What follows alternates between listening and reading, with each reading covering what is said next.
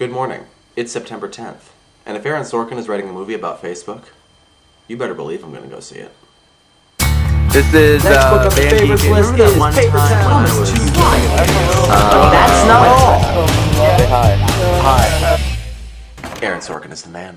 So on my video yesterday where I addressed my 30-year-old self, I got a lot of comments asking me about this. No live Christmas trees! Apparently some of you want to know exactly what my vehement objection is to live Christmas trees. Well, let me tell you. Now, I don't know how many of you have actually had the experience of getting a live Christmas tree, but I imagine that most of you probably have.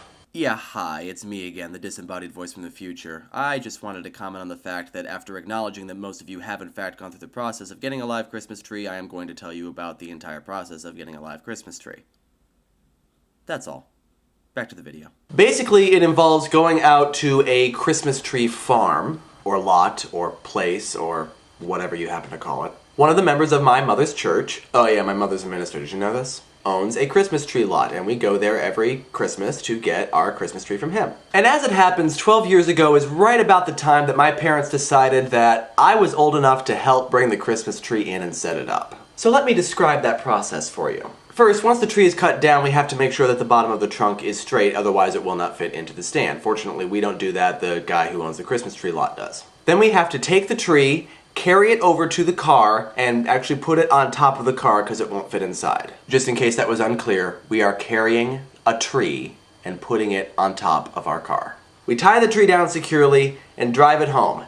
And now comes the fun part. Because now you see we have to take the Christmas tree inside our house, bring it downstairs to the lower level where we keep the live Christmas tree, and set it up. There are some maneuverability issues with this because it requires us to bring the tree inside the door, make a sharp left turn, go down a actually pretty narrow set of stairs, bring it around the computers and all of our books and several breakable items to the far corner of the room where it will then be set up.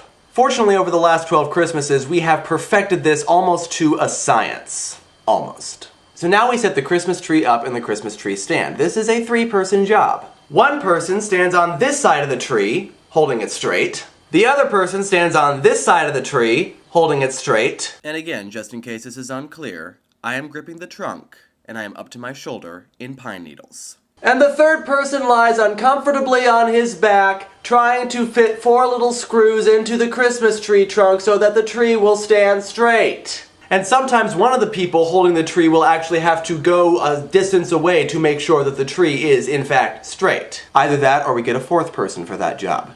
I try every year to be that 4th person. I never succeed. So at some point, the person lying uncomfortably under the tree says, "All right, I think I got it, let go." And whoever is still holding onto the tree at that point, lets go. And the tree falls over.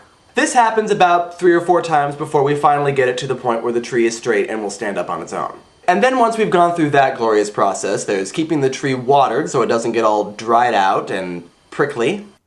Oh yeah, and since this was once a live Christmas tree, there's always the possibility that there could be a nest of spider eggs in there and that at some point during the Christmas season, they will hatch.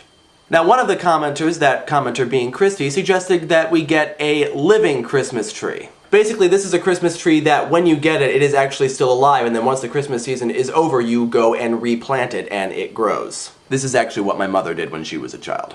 The problem with that rationale, Christy, is that you seem to be under the impression that my problem with Christmas trees is that we are killing a living thing for the sake of celebrating a holiday. And yet I enjoy a delicious turkey every Thanksgiving and Christmas, so that explanation doesn't fly. No, my problem is not that we are cutting down a tree for the sake of, well, no, actually it is, but not for the reason that you think. And I haven't even gotten to the fun process of now taking the dried up tree back out of the house and having pine needles go everywhere. And then for the next 8 or 9 months, still finding pine needles from that Christmas. Usually by stepping on them. Now let's measure all of that effort against a fake plastic Christmas tree. You don't have to get a new one every year. It's much easier to set up. Most of them come with their own built-in stand, so you don't even have to worry about it sitting straight. It's not prickly and it won't dry up and it doesn't require watering. And perhaps the most important reason, it looks just as good as a live Christmas tree. In fact, in a lot of ways, it looks better than a live Christmas tree. And you don't have this giant live plant sitting in your house. Civilized plants go outside. So that, in case you were wondering, is my objection to getting a live Christmas tree. This is Matt Guyon reminding you that Christmas is only 106 days away. It's September 7th. 7th? 7th? Really?